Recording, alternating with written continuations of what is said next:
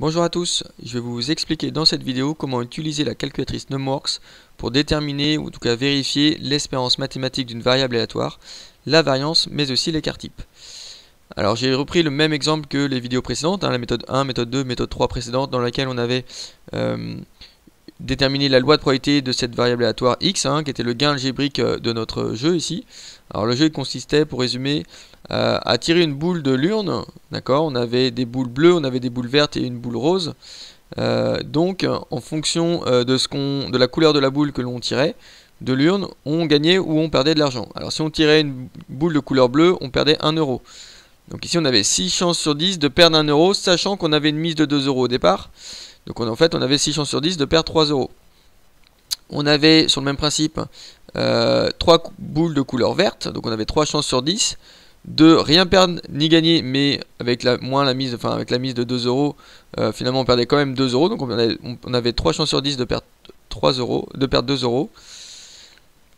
On avait 3 chances sur 10, donc même principe avec la boule de couleur verte,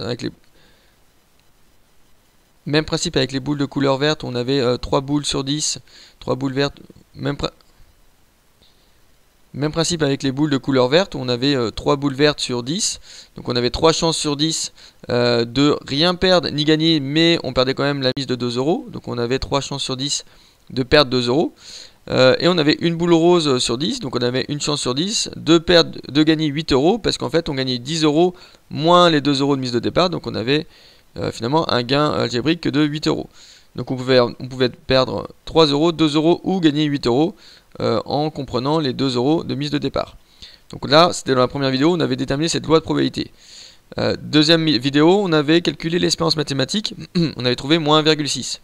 Donc on avait dit, si on joue un très grand nombre de fois, on perdait en moyenne par boule tirée 1,6 euros.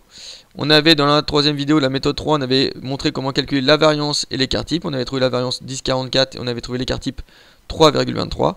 Donc le but, ça va être d'utiliser la calculatrice Numworks pour retrouver ces résultats-là.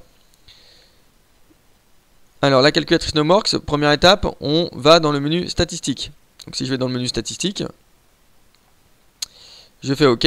Dans ma première colonne, ici, on va mettre les valeurs que la variable aléatoire peut prendre. Donc les valeurs de x. Donc on avait moins 3, on pouvait perdre 3 euros au total, on pouvait perdre 2 euros au total, on pouvait gagner 8 euros. On peut avoir 8 euros de bénéfice. Et on va mettre dans la deuxième colonne, donc la première colonne, on met x1, x2, x3, donc en gros notre première ligne.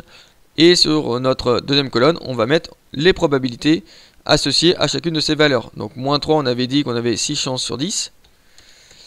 Perdre 2 euros, on avait 3 chances sur 10 puisqu'il y avait 3 boules vertes. Et gagner 8 euros, on n'avait qu'une chance sur 10 puisqu'il n'y avait qu'une boule rose. Donc là on met P1, P2, P3, on met en gros notre deuxième ligne, c'est-à-dire qu'on met les probabilités ici dans notre deuxième colonne. Donc on fait comme en seconde, sauf qu'ici on n'a pas des effectifs, on a des probabilités. Quand j'ai fait ça, j'ai mis donc mes valeurs de x dans la première colonne, mes probabilités sur la deuxième. Je vais dans mon onglet statistiques, stats, et je vais voir notamment la moyenne. La moyenne en fait habituelle, que ce soit une moyenne ou une pondérée, nous pour les variables aléatoires on appelle ça l'espérance. Et ben on retrouve moins 1,6, c'est ce qu'on avait trouvé pour E de x. Pour la variance, si je commence par la variance, on trouve 10,44, c'est ce qu'on avait trouvé par calcul. Et l'écart type qui est la racine carrée de la variance, on avait trouvé 3,23 environ. Donc ce qu'on avait trouvé par calcul précédemment, on retrouve évidemment les mêmes résultats grâce à la calculatrice, qui nous permet de vérifier nos résultats. J'espère que vous avez compris comment utiliser la calculatrice Numworks pour retrouver les résultats qu'on avait trouvés par calcul, notamment l'espérance, la variance et l'écart type d'une variable aléatoire. Merci de m'avoir écouté, à bientôt.